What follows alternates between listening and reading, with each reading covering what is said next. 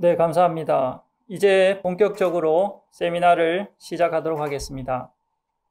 각 세미나는 40분간 진행될 예정이고 이어서 20분 동안 Q&A 시간을 갖도록 하겠습니다. 온라인이지만 유튜브를 통해서 질문사항을 올려주시면 저희들이 보고 발표자분께 질문하고 답변을 받는 그런 식으로 진행을 하도록 하겠습니다. 자, 첫 번째 주제는 제조 라인의 스케줄링과 인공지능 기술이라는 제목으로 본교 경영학부 허재석 교수님께서 진행해 주시겠습니다.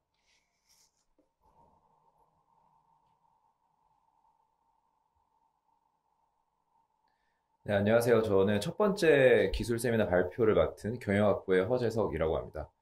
제가 맡은 이제 발표 주제는 제조 라인의 스케줄링과 인공지능 기술이라고 이렇게 제목을 정해봤는데, 제가 이제 주로 연구했던 부분이 이제 스케줄링 분야이기도 하고, 최근에 이제 이 스케줄링 분야뿐만 아니라 다양한 제조 현장에 인공지능 기술이 적용이 되고 있는데, 그런 것들에 대한 간단한 이제 소개를 하면서 마치도록 하겠습니다. 그래서 목차는 다음과 같습니다. 맨 처음에 제조 라인이라고 하면 굉장히 다양한 어떤 분야가 있는데, 그 중에서도 가장 복잡하고 또 우리나라의 그 제조의 어떤 핵심이라고 할 수 있는 반도체 생산 라인 그리고 조립 라인에 대한 간단한 설명과 의사결정에 대해서 말씀을 드리고, 그 다음에 이제 그런 반도체 조립 라인 혹은 제조업의 어떤 생산 라인에 적용될 수 있는 스케줄링 기법들에 대해서 간단하게 말씀을 드리도록 하겠습니다. 그리고 이제 그 인공지능 기법 중에 이제 대표적인 것들에 대한 기계학습, 딥러닝 그리고 강화학습에 대해 설명을 드리고, 이 강화학습을 이용해서 스케줄링을 했을 때 좀 장점, 단점 이런 것들에 대해서 말씀을 드리고 이제 마무리하도록 하겠습니다. 그래서 반도체를 조립할 때 어떻게 하느냐라고 하면 이 패키징, 아까 8대 공정 중에 마지막에 있었죠. 그래서 패키징 공정에는 크게 이제 네 가지가 있습니다. 백랩, 소잉, 다이어 태치, 와이어 본딩 이렇게 네 가지가 있는데, 뭐 이제 저희 이제 여러분들께서 익숙하시는 우리나라에서 반도체를 만드는 두 개 뭐 큰 그 회사가 있죠. 삼성전자나 뭐 SK 하이닉스가 있는데, 약간 용어는 달라도 비슷하게 이제 이런 공정이 진행이 됩니다. 그래서 반도체 이제 패키징에서는 맨 처음에 이제 웨이퍼를 깎는 백랩, 그다음에 그 깎은 웨이퍼를 이제 막 이제 잘게 잘라내는, 우리가 늘상 알고 있는 이 검은색 칩으로 자르는 소잉이라는 공정이 있고, 그다음에 그 잘라낸 칩을 초록색, 그 여러분들 그 뭐 여기서 그 기업을 운영하시거나 뭐 생산 라인에서 운영하시는 분들은 익숙하실 수 있는데, 어떤 PCB 기판 초록색으로 되어 있는 것에 이제 칩을 붙이는 다이어 태치 공정, 그다음에 마지막으로 그 붙인 칩에다가 어떤 금속 선을 연결해서 그 전류나 이런 게 흐를 수 있게 해주는 와이어 본딩이라는 네 가지가 이제 대표적인 공정이라고 할 수 있습니다. 자, 그런데 여러분들이 이제 반도체를 일상생활에서 많이 사용을 하고 계시잖아요. 그러니까 우리가 컴퓨터에도 쓰이지만 스마트폰에도 이제 쓰이고 있는데, 이게 점점 기술이 발전하면서 다들 아시겠지만 용량, 그러니까 그 용량은 증가하고 속도는 빨라지지만 크기는 증가하지 않고 오히려 작아집니다. 그래서 반도체 성능은 날이 갈수록 정말 빨라지고 있는, 그러니까 점점 이제 진보하고 있는데, 보시면은 이게 왜 그렇게 되냐라고 한다면, PCB 칩 위에 여러 가지, 그러니까 PCB 판 위에 여러 칩을 중첩해서 이렇게 쌓고, 그럴수록 이제 용량이 증가되면서 크기가 이제 PCB 판에 이렇게 있으면 거기다 이제 횡이나 종으로 넓게 이렇게 그 칩을 이어 붙이면은 물리적인 사이즈가 커지겠지만, 이렇게 세로로 적층을 하면은 공간이 크게, 그러니까 물리적으로 크기를 크게 키우지 않으면서도 성능을 높일 수가 있는 거죠. 그래서 이제 고성능의 반도체 생산을 위해서 이제 우리가 많이 알고 있는 유수의 반도체 회사들이 다 이런 식의 칩들을 이제 패키징을 하고 있는데, 이제 아까 보여드렸던 것처럼 다이어 태치랑 와이어 본딩이라는 공정이 이제 세 번째랑 네 번째 있었습니다. 근데 이렇게 칩을 쌓기 위해서는 이 두 가지 공정을 계속 반복을 해야 돼요. 근데 이제 일반적인 어떤 그 생산 라인에서 좀 심플한 생산 라인은 단방향으로 보통 물류가 흘러갑니다. 그래서 어떤 첫 번째 공정이 끝나면 두 번째 공정을 하고 세 번째, 네 번째 하고 마지막 단계까지 끝나면 그 다음에 이제 아예 모든 공정이 완료가 되는데, 반도체는 좀 특이하게 뭐 반도체가 아니라 뭐 LCD 디스플레이 뭐 이런 거에도 좀 해당이 되는 이야기인데, 재유입이라는 게 있습니다. 무슨 말이냐고 하면 이게 한번 흘러갔던 게 다시 돌아와서 동일했던 공정을 다시 반복을 하는 거죠. 그래서 이제 그냥 단방향으로 한 방향으로 흘러가면 좀 심플하게 생각할 수 있었던 여러 가지 생산 계획이나 뭐 작업을 할당하는 문제들이 굉장히 복잡해집니다. 그래서 반도체에는 또 여러 가지 제약도 있기 때문에 이 제휴입 흐름이라고 하는데 이 제휴입 흐름과 현실적인 제약들이 같이 합쳐지면서 엄청나게 복잡하고 어려운 문제라고 할 수 있습니다. 이 반도체 라인에 대해서 반도체 라인의 스케줄링, 일정을 계획하는 것이 이제 그런 문제라고 할 수 있습니다. 그래서 지금 간단하게 이제 이걸 도식화해서 보여드리는 건데, 뭐 아까 반도체 패키징 공정은 뭐 백랩 소잉 이런 게 있다고 하지만 그것은 조금 이제 비중이 좀 덜하고, 그러니까 복잡도가 이 다이어 태치 와이어 본딩에 비해서 좀 덜하기 때문에 문제를 좀 심플해서 보여드리면, 이렇게 다이어 태치 단계가 있고 그다음에 우측에 와이어 본딩 단계가 있을 때 이쪽으로 이렇게 흐르다가 여기서 이제 틱하고 이제 공장을 생산 라인에 빠져나가는 게 아니라 이 점선을 보시면 다시 돌아옵니다. 그래서 다이어 태치를 다시 하러 와서 또 작업이 되고 이렇게 돌아가고, 그러면은 여기서 새로 들어오는 것들도 있고 와이어 본딩까지 끝나고 다시 칩을 적층하기 위해서 돌아오는 것도 있고, 이런 식으로 새로 들어오는 것, 그 다음에 흘러서 계속 이 시스템 안에서 돌고 있는 것들이 섞이면서 어떤 작업을 어떤 기계, 어떤 리소스, 어떤 설비에다 할당을 해야 될지가 굉장히 복잡한 의사결정이 되는 거죠. 그래서 이제 목적 함수는 뭐 makespan의 최소화라고 써놨는데, 그 논문에서는 이렇게 간단하게 makespan 최소화라고 할 수 있지만, 뭐 makespan에 여기 써 있는 것처럼 가장 마지막에 끝나는 작업의 종료 시간입니다. 근데 뭐 현실에서는 그렇지가 않죠. 현실에서는 설비의 가동률 최대화를 달성하면서도 그 뭐 제품이 빨리빨리 빠져나갈 수 있게 위비 제공을 낮출 수 있고, 그 다음에 고객한테 빠르게 전달될 수 있도록 플로우 타임을 낮추는 여러 가지 목적 함수들이 또 요구될 수 있습니다. 그런 상황, 근데 이제 그게 달성하는 게 그것도 어렵지만 또 아래에 제약 조건, 모든 설비가 모든 작업을 가능하지 않고 제품별로 작업 순서가 다 정해져 있고 또 버퍼엔 용량이 있고, 이런 것들을 다 고려하면서 이제 목적을 달성해야 되기 때문에 굉장히 복잡하고 어려운 문제라고 할 수 있습니다. 그래서 이렇게 제조 시스템이 이제 여기까지가 이제 반도체 라인에 대해서 설명을 드린 거고, 좀 일반적으로 말씀을 드리면, 물론 이것도 반도체 쪽에 반도체처럼 굉장히 복잡하고 규모가 있는 생산 라인에 대해서 좀 설명을 드리는 거라고 말씀드리면 좀 이해가 편하실 텐데요. 가장 처음에는 이제 플래닝이라는 걸 먼저 합니다. 그래서 공장 단위로 수요 공급에 대한 어떤 그 계획을 세우는 거죠. 이 수요 공급 계획을 세우기 위해서는 당연히 뭐 시장에 대한 조사도 필요할 거고, 그 다음에 저희 그 공장에서 가지고 있는 캐파에 대한 어떤 분석도 필요할 겁니다. 그래서 그런 인아웃에 대한 목표를 세우고 이제 어떻게 이제 앞으로 생산량을 만들고 그걸 충족시켜 나갈 수 있을지를 관리하는 이제 그런 게 플래너의 역할이라고 할 수 있고, 그 다음에 이제 스케줄링 디스패칭이 차례로 진행이 되는데, 사실 제가 뒤편에서도 이제 뒤장표에서도 스케줄링이나 디스패칭에 대해서 간단히 설명을 드릴 텐데, 최근에는 이 스케줄링과 디스패칭을 묶어서 실행 계획 시스템이라고 하는데, 이거를 단계를 나눠서 안 하고 실제 현장에서도 한 번에 하는 경우도 굉장히 많습니다. 그래서 스케줄링은 뭐냐면 설비별 이제 제품의 작업 순서를 수립한다. 그래서 어떤 A라는 제품을 하다가 B라는 제품을 언제 할까? 또 B라는 걸 하다가 다시 A를 하거나 아니면 C라는 거를 할 때 언제, 어느 시점에 어떤 기계에서 할지, 이런 것들을 수립하는 게 이제 스케줄링이라고 할 수 있고, 디스패칭은 그것보다 더 하위 단계인데, 예를 들면 A라는 작업을 계속 한다고 했을 때도 A라는 제품에 해당하는 여러 가지 랏들이 있을 거고, 또 같은 뭐 예를 들면 반도체 공장으로 예를 들면 A라는 제품이지만 어떤 건 칩의 개수가 뭐 어떤 그 랏에는 칩의 개수가 뭐 100개가 들어있고 어떤 건 뭐 2000개가 들어있고, 그리고 또 어떤 거는 프라이어리티가 또 다르고, 이럴 때 어떤 것을 실질적으로 물리적으로 할당을 해야 되느냐까지 결정하는 게 이제 디스패칭입니다. 그래서 다음 장표를 보시면 이제 스케줄러는 어떤 A라는 걸 생산하다가 B라는 걸 생산할 수 있는 셋업 상태, 기계가 이제 A라는 제품을 생산할 수 있었을 때 다른 타입의 제품을 생산하려면 이제 셋업이라는 걸 바꿔줘야 되거든요. 그러니까 A라는 걸 할 준비가 돼 있던 녀석을 B라는 걸 할 수 있는 준비로 바꿔준다. 준비 상태로 바꿔준다라는 게 이제 스케줄러의 역할이고, 아까도 말씀드렸지만 그런 어떤 제품을 할 건지는 정해져 있는데, 그 제품 하에서도 공장에 돌다 보면은 뭐 같은 제품이어도 그 랏 단위에 모여있는 그 개수가 다를 수 있고 뭐 종류가 좀 다를 수 있는데, 거기서 실질적으로 어떤 것을 할당할 것인가를 결정하는 게 이제 디스패처 역할이라고 할 수 있습니다. 그래서 사실 각각 하려는 게 좀 달라요. 스케줄러는 이제 그 생산 그 요구량을 좀 맞추기 위해서 A, B, C, D, E, F 뭐 이렇게 만들 때 각각을 뭐 100개, 200개, 300개, 500개 만들라고 했을 때 그 할당량을 다 충족시키기 위해서 어떻게 그 생산해야 되는지에 대한 그 책임을 지고 있고, 근데 디스패처 같은 경우는 어떤 제품의 그 생산품 하나하나의 플로우 타임, 그러니까 이 공장 안에서 머무르는 시간이나 설비의 가동률 같은 것을 조금 더 신경 쓰도록 구성이 되어 있는데, 그래서 아래 보시면은 이제 이 셋업 체인지 관련 라 디스패칭 디시전 관련해서 쓴 이제 논문들의 제가 쓴 논문들의 제목이긴 한데요. 근데 아까도 말씀드렸던 것처럼 요 두 개의 의사 결정이 현실에서는 사실상 같이 진행되는 일도 빈번하다라고 생각하시면 됩니다.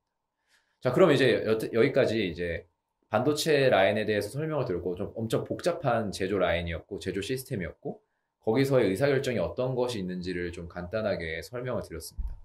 그러면 이, 이 스케줄링이나 디스패칭처럼 우리가 가지고 있는 자원을 잘 활용해서 어떤 목적을 달성하는 거잖아요. 그래서 고객에게 납기를 잘 달성을 해야 되고, 그 다음에 아까 여기 리소스 유틸리제이션 설비 가동률인데, 이제 값비싼 설비를 가지고 있으면 설비의 이제 감가상각이 엄청나기 때문에 설비를 쉬지 않고 계속 돌리는 게 굉장히 중요하다고 할 수 있는데, 그런 것들을 또 최대화하고, 이런 것들의 그러니까 직접적인 생산 기술, 어떤 제품을 만들 때 생산 기술은 아니지만 가지고 있는 자원을 어떻게 잘 운영하느냐에 대한 이야기가 이제 스케줄링 디스패칭이고, 제가 말씀드리고 싶어하는 그 의사결정들인데, 그럼 이런 것들을 이제 어떤 기법들이 이런 걸 잘 해결해 주느냐라는 것을 한번 말씀을 드려보도록 하겠습니다.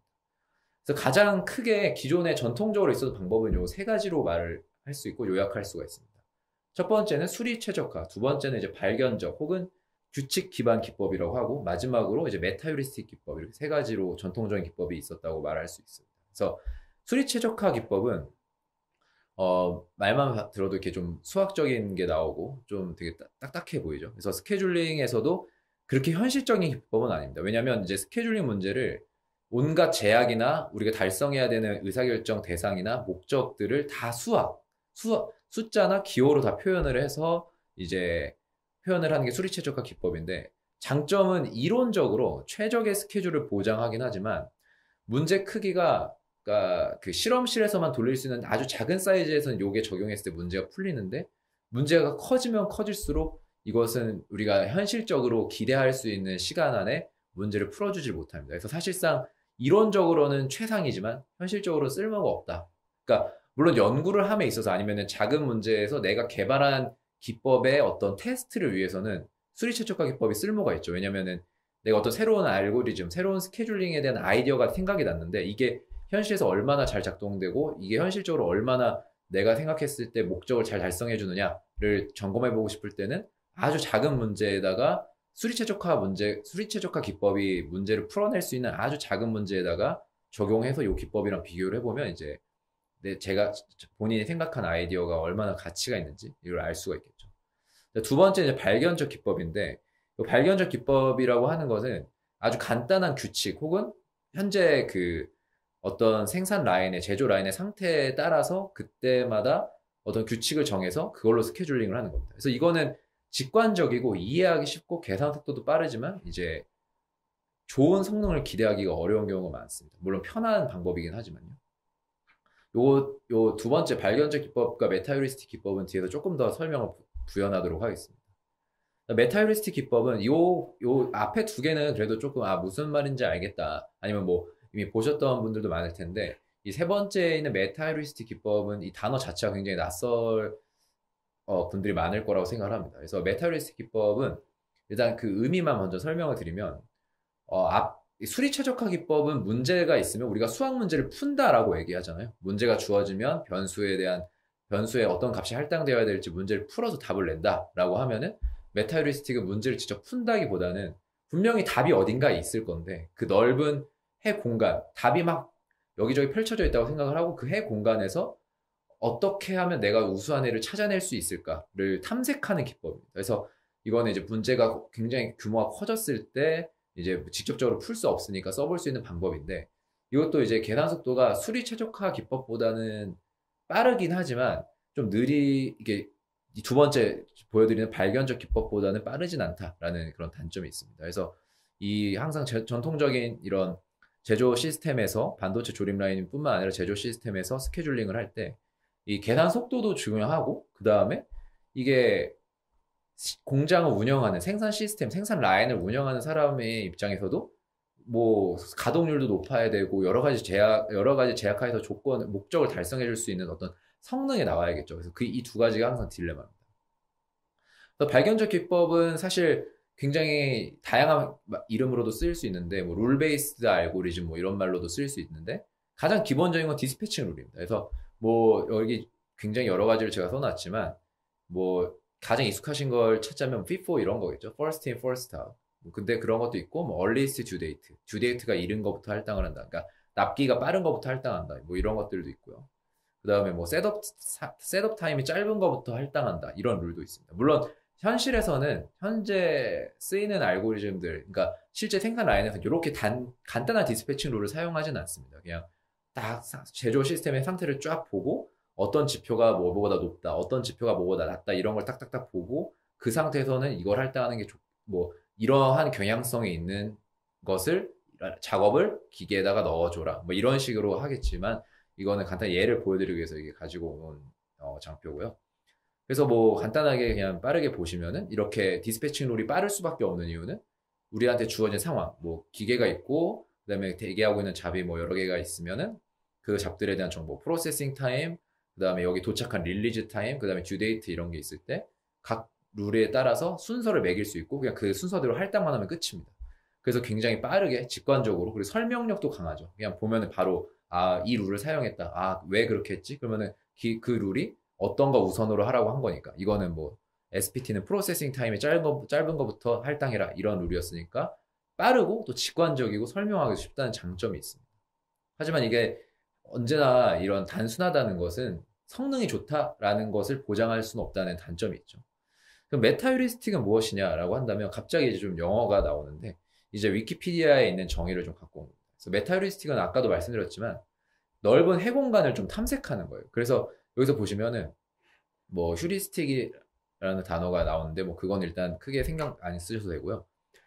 여기 있습니다. Provide a sufficiently good solution. 그러니까 충분히 좋은, 충분히 우수한 해를 찾을 수 있다라는 알고리즘이고 보시면은 이 빨간색으로 제가 강조한 걸 보시면 완벽하지 않은 정보와 계산량을 가지고 충분히 좋은, 그러니까 아주 좋거나 최적의 솔루션, 완벽하게 좋은 솔루션이 아니라 적당히 괜찮은 걸 잘 찾아준다는 얘기죠. 그러니까 아까도 말씀드렸지만 현실적으로 이상을 추구할 수는 없어요. 항상 좋은 베스트를 찾으면 제일 좋겠지만 계산 시간이나 현실적인 제약을 다 고려할 수 없기 때문에 그런 문제점이 있어서 이런 알고리즘들이 아직까지도 많이 연구가 되고 있습니다. 그래서 보시면은 do not guarantee a globally optimal solution. 그러니까 do not guarantee죠. 보장하진 않아요.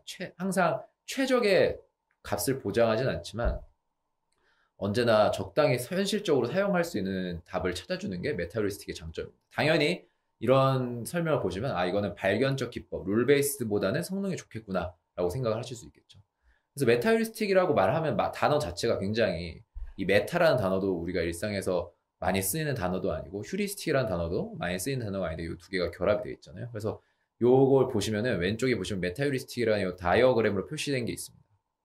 그래서 뭐 파퓰레이션, 로컬 서치 뭐 여러 가지가 있는데 제가 좀 간단하게 설명드릴 건 요 내추럴리 인스파이어드인데 자연에서 좀 영감을 받은 알고리즘들이 많아요. 그래서 보시면은 이 제네틱 알고리즘이랑 아래 쿠크 서치 이런 것들이 이제 자연 현상에서 영감을 받은 알고리즘인데 제네틱 알고리즘이라는 건 이제 유전 알고리즘이라고 한국말로 번역할 수 있습니다. 그래서 인간이나 동물의 이제 자식을 낳고 생명체 자체가 진화를 해나가는, 그래서 종족이 번식해나가는 그런 유전자의 그 결합, 그 다음에 유전자를 결합된 거에서 자식이 탄생하는 거기서부터 아이디어를 얻은 알고리즘이고, 쿠크서치는 이제 뻐꾸기 탐색 알고리즘이라고 할 수 있는데, 뻐꾸기가 알을 낳고 번식하는 것에서 아이디어를 얻은 알고리즘이에요. 그러니까 여러분들 요즘에 이제 제가 뒤에서도 딥러닝이나 이런 인공지능에 대해서 말씀을 드릴 텐데, 결국에는 인공지능이 말 그대로 직역하면 영어로는 artificial intelligence인데 지능이긴 지능인데 인공적으로 만들어낸 지능이죠. 그러니까 자연이나 인간이 가지고 있는 어떤 지능을 모방하고 싶은 건데 그래서 이런 인공지능 분야 같은 것들이 연구를 하다 보면은 결국에는 자연 현상이나 아니면 우리 인간이나 동물의 어떤 그런 생각하는 로직이나 아니면 생존하는 어떤 메커니즘 같은 걸 모방한 것들이 굉장히 많고 왜냐면 생각해 보시면은 우리가 인간이 지금까지 살아있고, 뭐, 뻐꾸기도 멸종되지 않고 살아있고, 수천만 년부터 이렇게 진화해서 생존해 있잖아요. 그러니까 이 척박한 환경에서 생존해서 살아있다는 거는 그 생존하는 어떤 알고리즘, 생존하는 그런 어떤 메커니즘 자체가 우수하다는 게 간접적으로 증명이 된 거죠. 그래서 그런 것들을 이렇게 좀 충분히 좋은 해를 찾을 때 적용을 해보는 그런 연구들이 아직도 많이 진행이 되고 있습니다. 그래서 뭐 유전 알고리즘에서 간단히 보여드리면 이렇게 염색체, 부모 염색체가 이렇게 있을 때 이 우리가 뭐 여러분들 뭐 게놈 프로젝트 이런 거 아시죠? 그래서 그런 것들을 생각하시면 염색체를 적당히 딱 잘라가지고 부모 중에 이 아빠 부분을 가져오고 엄마 부분을 갖고 와서 이렇게 자식이 만들어지는 거죠. 이런 연산, 이런 것들이 이제 크로스오버 교차 연산이라고 하는데 이 생명체 염색체들이 보통 다 이렇죠. 이렇게 부모께 이렇게 딱 만나서 자식께 하나 탄생하고 그 다음에 이제 이 유전 알고리즘에서 좀 굉장히 중요한 연산 중에 하나인데 뮤테이션이라고 하는데요. 이게 돌연변이의 이제 영어 표현인데 이런 식으로 자식해에 없던 형질을 주입해서 가끔은 대부분은 안 좋은 성능을 갖게 되지만 좋은 성능이 나올 수 있는 어떤 확률적인 그런 움직임을 바라는 연산도 이렇게 있습니다. 그래서 뭐 지금 강의에서는 이걸 디테일하게 다룰 건 아니지만 그냥 간단하게 설명을 드렸습니다. 그래서 이제 유전 알고리즘 같은 것을 이제 현실적인 사용을 어떻게 하느냐라고 보면은 이제 스케줄을 이런 식으로 스케줄 하나하나를 이런 식으로 띠 형태로 표현할 수가 있어요.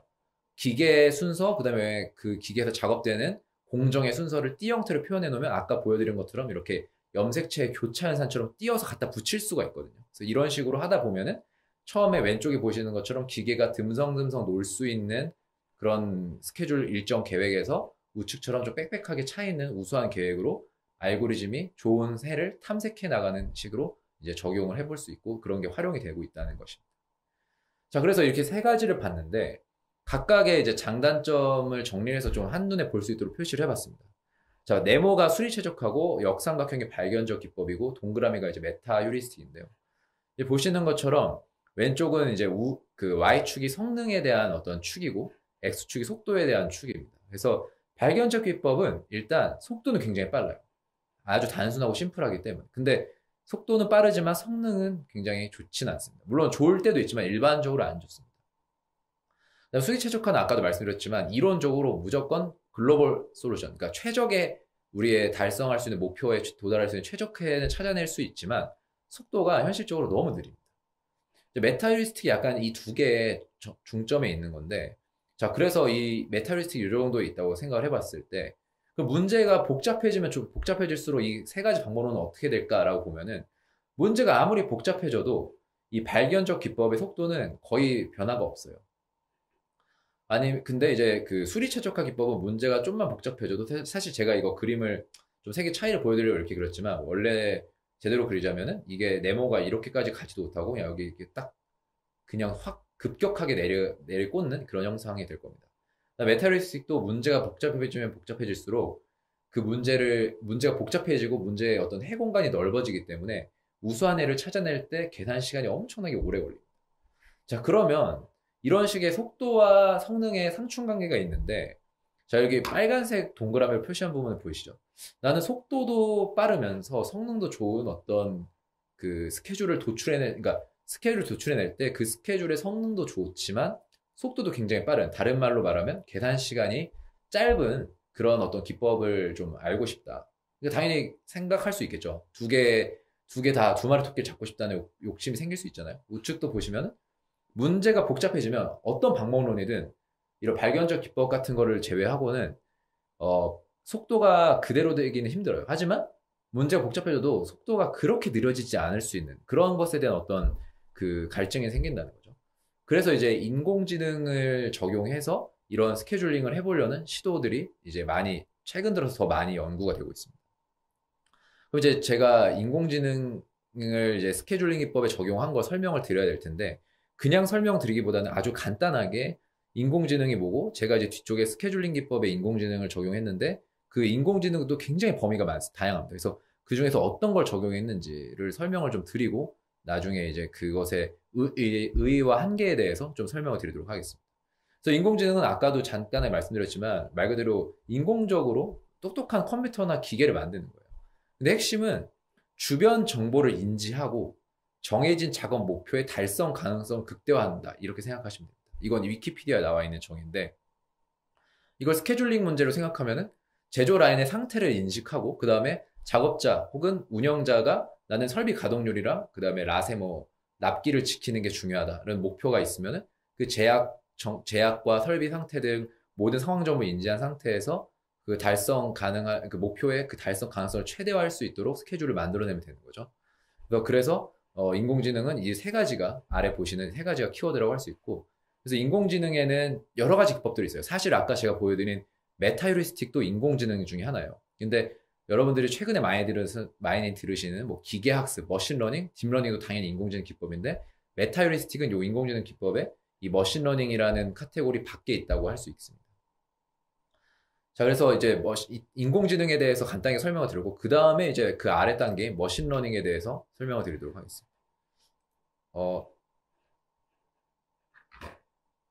머신러닝은 이제 영어로 이제 그 머신러닝이라고 하고, 한국어로 하면 기계학습입니다.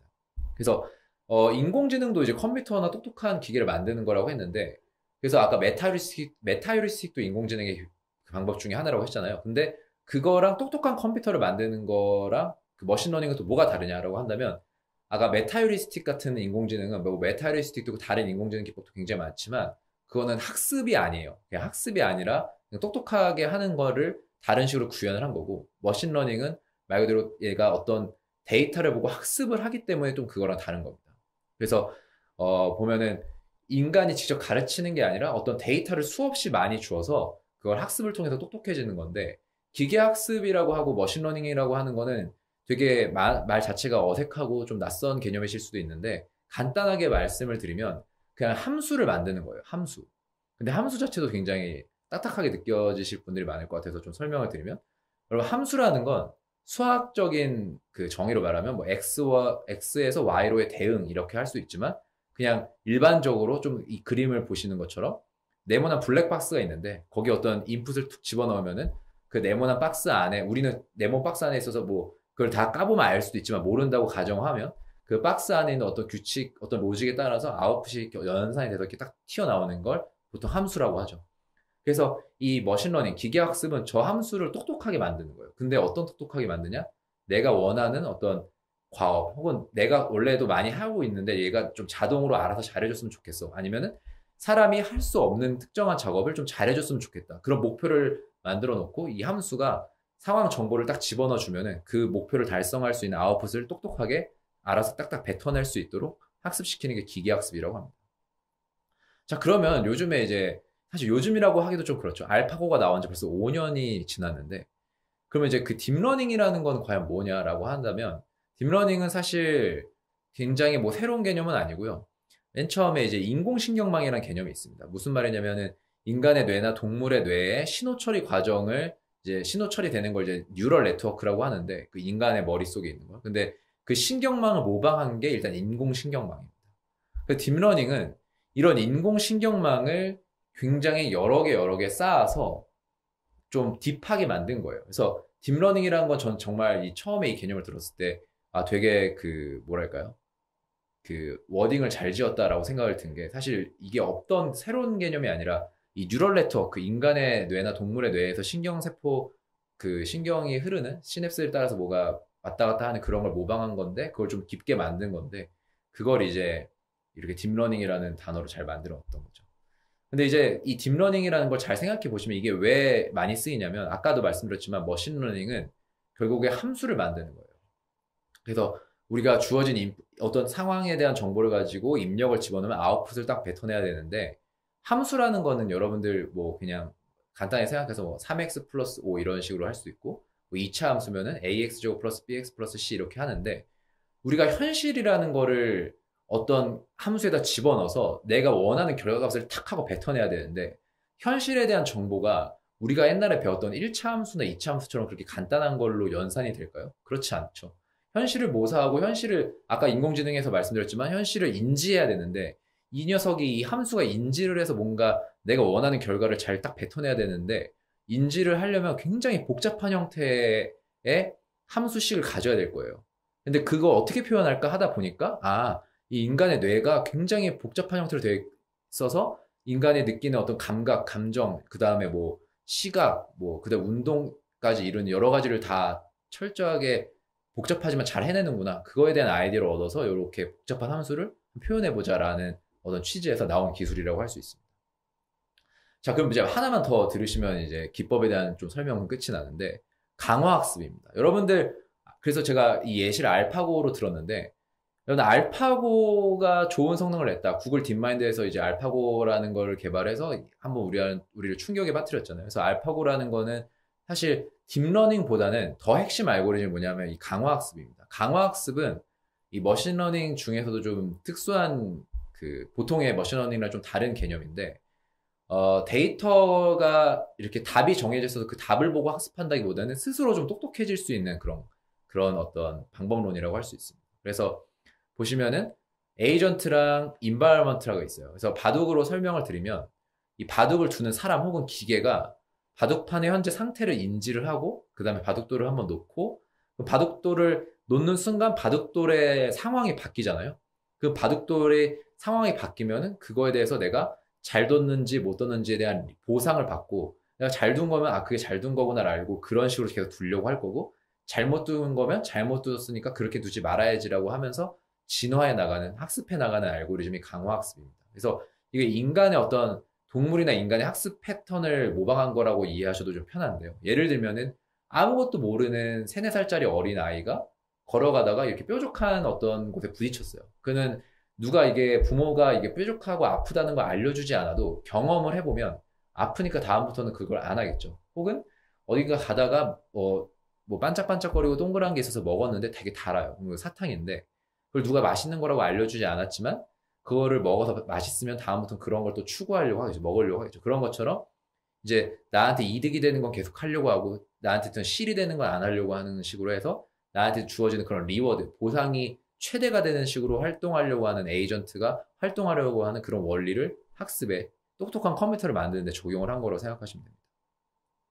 그래서 이제 이 구글 딥마인드에서는 저 알파고라는 걸 저 기가 막힌 저 알고리즘을 만들기 전에 여러 가지 적용을 먼저 했었는데 뭐 이번에 다 보여드리기는 그렇고 여기서 보시는 것처럼 이건 아시는 분도 있겠지만 아타리라는 옛날 고전 게임에 있는 벽돌 깨기 게임입니다. 그래서 이 벽돌 깨기를 할 때 이게 그냥 생존하기 위해서는 이 떨어지는 공을 잘 받아서 탁탁 치면 되는데 정말 잘하는 방법은 이렇게 제일 네 번째 그림을 보시면은 공을 여기 위에다가 딱 보내놓고 가만히 있으면 위에서 알아서 다 깨줍니다. 여기 가만히 있으면은 절대 공이 나한테 내려올 염려도 없고요.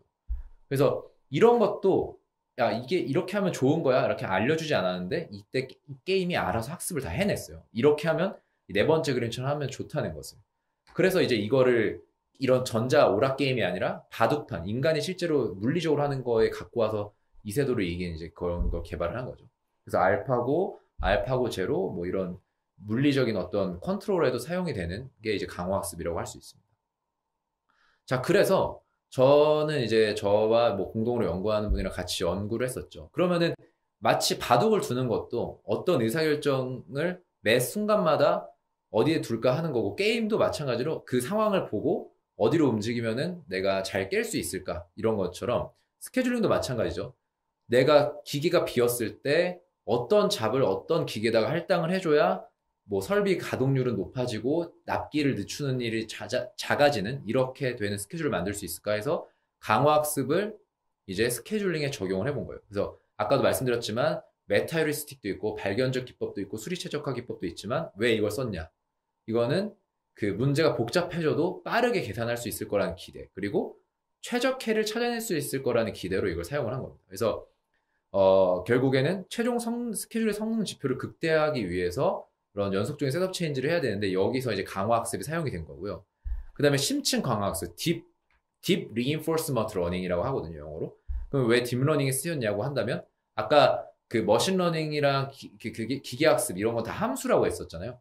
그럼 주어지는 제조 시스템의 상태를 함수가 잘 표현할 수 있게 해줘야 되는데 그때 아주 복잡하고 정교하게 표현할 수 있는 딥 러닝이 사용이 된 겁니다. 그래서 이 두 개의 개념을 합쳐서 알파고가 탄생했듯이 그 개념을 좀 더 다르게 응용을 해서 이런 제조 시스템의 스케줄링에 적용을 해본 거죠.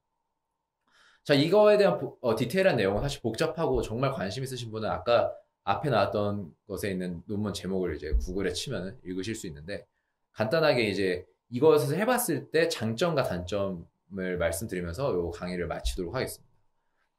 일단 강화학습을 이 스케줄링에 적용을 했을 때, 강화학습이나 혹은 기계학습을 이 복잡한 제조 시스템에 적용했을 장점은 일단 스케줄이 빠르게 산출이 됩니다. 그러니까 학습할 때는 좀 오래 걸릴 수 있어요. 얘가 똑똑해질 때는 오래 걸릴 수 있는데 똑똑해지고 난 다음에 적용을 할 때는 그냥 그 디스패칭 룰, 아까 발견적 기법처럼 그냥 이미 다 학습이 끝난 것에다가 넣어주기만 하면 결과가 팍 나오기 때문에 속도가 굉장히 빠릅니다. 우리로 치면은 우리가 예를 들면은 여기서 제가 지금 뭐 학교에서 기숙사까지 간다라는 걸 초행길에는 사람들한테 물어서 가지만 한 번 어떻게 가는지 알면 그냥 기숙사까지 어떻게 가더라 뭐 이렇게 생각할 필요도 없이 그냥 바로 가잖아요. 그런 것처럼 한 번 어떤 스케줄 로직에 대해서 학습이 되면은 이제 금방 딱 할 수가 있는 거죠.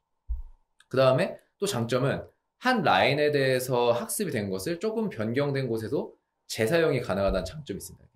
그래서 예를 들면 메타휴리스틱이나 수리 최적화는 한 제조 라인에 대해서 완벽하게 풀어도 다른 데 적용할 때 좀 힘들 수 있으나 이건 이제 이런 장점이 있죠.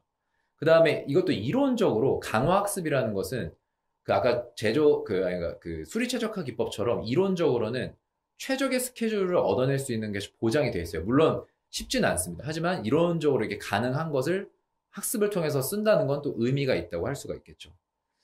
자, 그 다음은 이제 한계입니다. 그러니까 이게 모든 방법이 다 좋은 것만 있냐. 이렇게 다 좋기만 하면은 무조건 이제 다 쓰겠죠. 하지만은 항상 좋지는 않습니다. 첫 번째는 복잡하고 다양한 현실의 제약 조건을 모두 표현하기가 어렵다는 겁니다. 아무리 이제 우리가 딥러닝이라는 개념이 인간과 동물의 그 뉴런, 뭐 시냅스 이런 걸 모방해서 복잡하고 정교한 함수를 이제 담아낼 수 있다고 하더라도 이 제조 시스템에 있는 거를 다 담기에는 굉장히 문제가 있고, 물론 다 넣을 수는 있는데 다 넣는다고 하면 또 문제가 잘 안 풀릴 때도 있고, 이거 굉장히 어려운 문제가 있고요. 그 다음에 이제 아랫게 이제 제가 말씀드린 그거죠. 현장 요구 사항이나 규칙들을 막 넣으면 넣을 수 있는데 그럴수록 학습 자체에 굉장히 장애물이 되기 때문에 그런 식으로 현실적인 걸 다 담다 보면은 뭐 현실적인 건 다 담았는데 성능은 또 되게 기대한 만큼 안 나오고 이런 경우도 좀 있습니다. 그래서 이건 항상 계속 해결해 나가야 할 어떤 문제라고 할 수 있고, 그다음에 이제 우측에 있는 게 사실 이 스케줄링의 강화 학습이나 머신러닝 기법을 적용했을 때 문제라고도 할 수 있지만, 많이 이제 데이터 사이언티스트들이 많이 고민을 하고 좀 해결하려고 하는 문제긴 한데, 이 현장에서 일하는 사람들이 납득을 할 수 있게끔 이 의사결정의 결과물이 왜 이렇게 나왔느냐에 대해서 명확하게 설명하기가 어렵다는 단점이 있습니다. 그래서 만약에 어떤 스타커에서 랏을 그러니까 첫 번째 설비가 아닌 두 번째 설비에 할당하라고 나왔는데 왜 그랬어? 라고 물어보면 디스패치 룰 같은 건 간단하죠. 얘가 뭐 프로세싱 타임이 짧았기 때문이야. 얘가 납기가 임박했기 때문이야. 라고 룰 자체에서 근거를 댈 수 있지만, 이 강화학습이나 머신러닝을 썼을 때는 결과물 자체가 어떤 뭐 아웃풋 노드에 숫자로 이렇게 표시가 돼서 이게 더 높기 때문에 이렇게 했어. 이게 더 낮기 때문에 이렇게 했다. 이렇게 말밖에는 현실적으로 하기가 힘들죠. 그래서 최근에 어떤 연구자들은 어떤 또 현장에서 많이 이제 일하시는 분들은 성능을 많이 포기하고 이렇게 설명력을 좀 극대화한 어떤 알고리즘들을 사용하려는 시도들도 굉장히 많아지고 있습니다. 브록은 사실 제가 러닝 쪽에 설명할 때 시간이 남으면 좀 보여드리려고 했는데 시간이 거의 다 된 것 같아서 넘어가도록 하겠고요. 지금 이제 Q&A 시간이 다 된 것 같아서 질문에 대한 답변을 드리도록 하겠습니다. 제가 지금 스튜디오에 있어서 질문을 지금 몇 가지가 와서 보이고 있는데 하나씩 좀 읽고 답하는 시간을 갖도록 하겠습니다. 첫 번째는 발견적 기법이나 질문을 읽어드리는 겁니다. 첫 번째 질문은 발견적 기법이나 메타휴리스틱 기법을 적용하기 위해서 활용할 수 있는 툴이 있냐라고 말씀해 주셨는데, 일단은 저런 툴이라고 한다면 보통 이제 이런 제조 시스템을 가지고 뭔가 해볼 때 제가 이 강의 자료에서는 이렇게 단 한마디도 안 했지만 사실상 시뮬레이션을 좀 할 수 있는 도구가 필요합니다. 그래서 만약에 어떤 기업에서 시뮬레이션 도구가 있으면 거기서 이제 뭐 제공해주는 뭐 여러분들 아실지 모르겠지만 뭐 VMS라는 회사가 이런 제조 시스템에 대한 스케줄링이나 디스패칭 솔루션을 제공해 주는데, 그런 어떤 시뮬레이션 툴이 있고 거기서 여러 가지 의사결정을 바꿔볼 수 있으면 제일 좋은데, 그게 안 된다고 한다면은 이런 제조 시스템 자체를 직접 프로그래밍 랭귀지를 이용해서 시뮬레이션을 어느 정도 구현을 하고 그 상태에서 이제 발견적 기법이나 메타리스틱 같은 것을 직접 코딩을 해서 프로그래밍을 해서 돌려보는 게 현실적인 방법이라고 할 수 있죠. 저런 것들을 다 간단하게 그러니까 커스터마이징 할 수 있고 마우스나 아니면 간단한 조작으로 해볼 수 있는 툴은 현실적으로는 잘 없습니다. 그래서 근데 이제 저런 시뮬레이션 같은 거를 좀 그래픽 같은 거로 보기에는 좋은 시뮬레이션 툴이 있는데 아레나라고 ARENA라는 툴이 있는데 뭐 그거 가지고 간단한 거는 이렇게 확률 분포도 만들고 해서 해볼 수는 있을 것 같긴 하네요. 근데 메타리스틱 같은 거는 거의 무조건 그 코딩을 해야 된다는 거라고 말씀드릴 수 있겠습니다. 자, 그 다음에 두 번째 질문을 혹시 뭐 지금 제가 질문에 대한 답변을 드렸는데 듣고서 또 궁금한 게 있으시면 채팅으로 얼마든지 해주시면 좋을 것 같고요. 두 번째 질문은 반도체 제조 라인 이외에 다른 기계 제조 라인의 스케줄링에 말씀하신 기법들 적용한 사례가 있냐라고 하셨는데 사례라고 한다면은 전 사실 주로 거의 반도체를 하긴 했는데요. 반도체도 굉장히 이슈가 많기 때문에 반도체 주로 했는데 비슷한 것은 이제 타이어 공장, 타이어에서 이제 보면은 몰드 성형 뭐 이런 가류 막 이런 것들이 있는데 거기다가 이제 그런 메타휴리스틱이나 이런 알고리즘을 적용해 본 적이 있고 또 하나는 이런 제조 시스템이라고 하기 좀 적합할지 모르겠지만 거대한 자동 창고 시스템 영어로 이제 ASRS라고 하죠. 거기에 이제 어떻게 하면 물건을 입고하고 출고할 때 효율적으로 할 수 있는지 그 입고 출고의 위치와 순서를 어떻게 하면 효율적으로 개선될 수 있는지 그런 쪽에도 이런 기법들을 메타휴리스틱이나 이런 것들을 한번 사용해 본 적이 있습니다. 예, 이제 두 번째 질문까지는 제가 답변이 된 것 같은데 혹시 더 질문이 있으시면 답변하도록 하겠습니다.